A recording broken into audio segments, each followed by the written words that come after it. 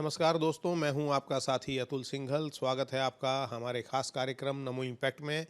दोस्तों, इस कार्यक्रम में हम किसी ना किसी ताज़ा मुद्दे पर चर्चा करते हैं। सामाजिक विषय भी होते हैं और राजनीतिक भी। आज मैं एक सामाजिक विषय पर बात करूंगा। हमारे साथ हैं डॉक्टर नंदकिशोर गर्ग, जो चिंतक हैं, विचारक हैं, बीजेपी के नेता हैं और पेशे से वकील भी हैं।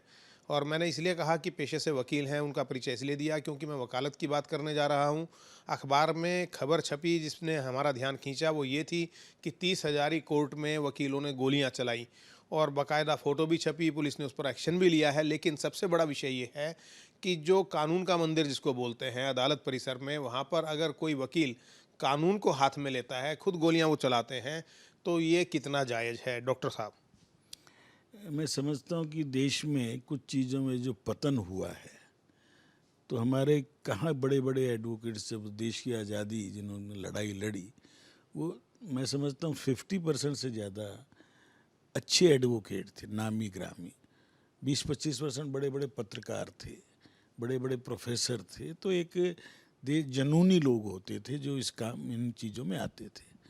आज़ादी के बाद हर इंस्टीट्यूशन में कहीं न कहीं पतन शुरू हुआ। और मैं दुख है कि आज हमारे वकालत में, वकीलों में, जजेस में भी देश के जो न्याय के मंदिर, जैसे आपने कहा, न्याय मिलने की बजाय तारीख मिलने का फैशन हो गया। सबके कारण करप्शन है। जितना लंबा केस चलेगा उतना ही पर पेशी के जो लेने वाले वकील हैं उनकी चांदी कटती है। क्या आप सोचेंगे इस देश में 1 करोड़ रुपए रोज़ की वकालत वाले भी लोग हों? तो डॉक्टर लोहिया क्या कहा करते, 1 और 10 का अनुपात होना चाहिए इनकम में। दीनदयाल उपाध्याय भी कहते कोई तो गैप कितना हो। परंतु आज इस देश में 10-20 वकीलों के जो बड़े बड़े नाम हैं, वो सारे सुप्रीम कोर्ट का टाइम आधा वो ले लेते हैं, हाई कोर्ट का। और नीचे धीरे धीरे क्या आ गया।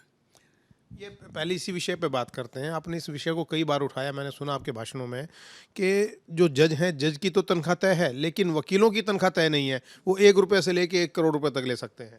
अब मैक्सिमम तनख्वाह भारत के राष्ट्रपति की मानी जाती है, वो 3.5 लाख होंगी। सुविधाएं अलग हैं। तो तनख्वाह तो किसी भी जज की इससे ऊपर नहीं है, 3 लाख, 2.5 लाख, 3.25 लाख। परंतु सुविधाएं कितनी हो, सुविधाएं तो उनकी सुरक्षा पे, उनकी व्यवस्था में हो।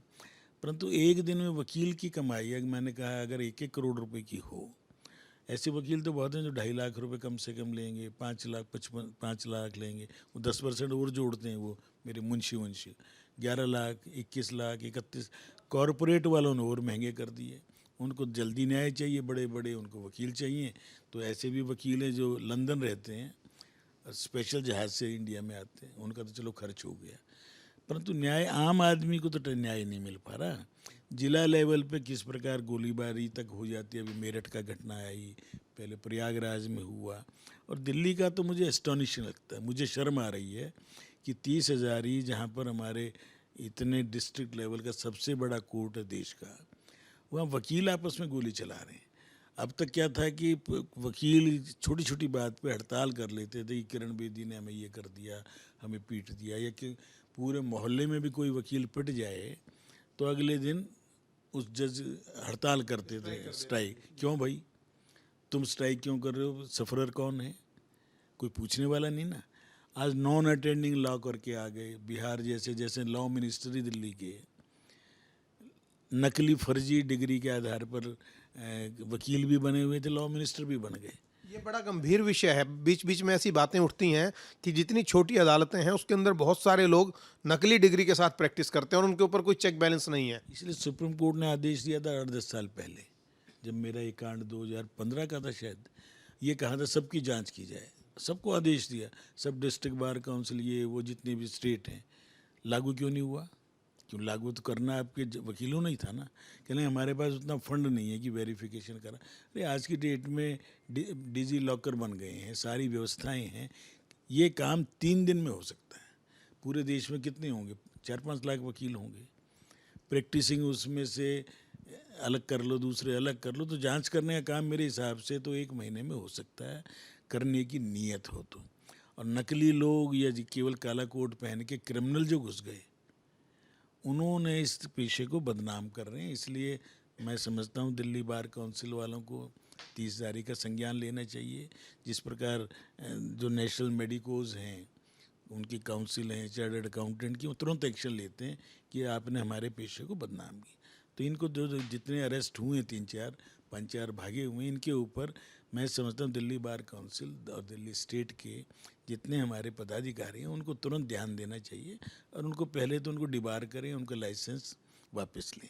एक सबक जाना चाहिए और फिर सबकी जांच होनी चाहिए ताकि अच्छे लोग आएँ, उन्हीं में से अच्छे जजेस बने और देश के लोगों को न्याय मिले। टेक्नोलॉजी का प्रयोग करो, कितने ही सीसीटीवी और कुछ भी लगा लो तो उसका फ़ायदा हुआ, पकड़े तो गए। अवैध हथियार भी थे तो सारी धाराएं लगती ना उन पे, तो कोई वकील नहीं बोला अभी तक। मतलब ये धाराएं लगनी चाहिए, ये तो एक अलग विषय हुआ। जी, तो कोई वकील क्यों नहीं बोल रहा? सीनियर किसी को तो कहना चाहिए भाई ये गलत हुआ है, इसकी हम निंदा करते हैं, इस पर तुरंत एक्शन हो। इतना तो एक मॉरल करेज हमारे अंदर होना चाहिए। आपने अभी इंटरव्यू के दौरान 2 बार एक आम आदमी को न्याय मिलने की बात कही, न्याय मिलना चाहिए लेकिन न्याय नहीं मिलता, ये आपके शब्द थे। अभी पिछले दिनों हमने देखा कि किस प्रकार से तीस्ता वाले मामले में रात को सुप्रीम कोर्ट ने सुनवाई की और उसके ऊपर जो सोशल मीडिया में हमने बहुत सारी आलोचनाएं भी उसकी सुनी, कुछ उसके पक्ष में हैं, कुछ विरोध में हैं। आप इस पूरे मामले को किस तरीके से देखते हैं? तीस्ता के मामले में गुजरात हाई कोर्ट, पहले सुप्रीम कोर्ट ने कहा इस पे मुकदमा चलाओ, क्योंकि इसने इस देश को डिस्टेबलाइज करने के लिए मुख्यमंत्री मोदी जी के रहते और प्रधानमंत्री रहते हुए लगातार देश को बदनाम किया, इसलिए इसकी जांच होनी चाहिए। जांच हो गई, जांच के अंदर ये माना गया कि हाँ इसने गलत काम किए, तो गुजरात हाई कोर्ट ने इसको सज़ा देने के लिए बात हो गई। सुप्रीम कोर्ट ने सितंबर में इसको इंटरिम जमानत दी थी, वही सुप्रीम कोर्ट के कहने से जांच हुई, उसने इंटरिम जमानत दे दी। अब गुजरात हाई कोर्ट ने सज़ा दे दी तो 2 जजों की बेंच बिठाई सीजेआई ने, उन दोनों की ओपिनियन अलग अलग थी, इसलिए 3 जज की बिठा दी रात को ही। और क्या कहते हैं, haven will not fall. But तुम एक व्यक्ति के लिए तो हेवन विल नॉट फॉल कह रहे हो आप ही लोग, तो क्या गिरफ्तार होने से हेवन गिर जाएंगे क्या? जिसका बम्बई में सबसे बड़ी प्रॉपर्टी ओनर है, जिसने एनजीओ के नाम पर करोड़ों रुपए अरबों रुपए विदेशों से लिया, देश को डिस्टेबलाइज करने की कोशिश की, जो फॉर्मर जिसके परिवार में अटॉर्नी जनरल रहे हो भारत के, उनको तो और अधिक गरिमामय और अधिक अपने आचरण में शुद्धता लानी चाहिए। और सुप्रीम कोर्ट का ये जो सुप्रीम कोर्ट ये ना समझे कि वो भगवान है।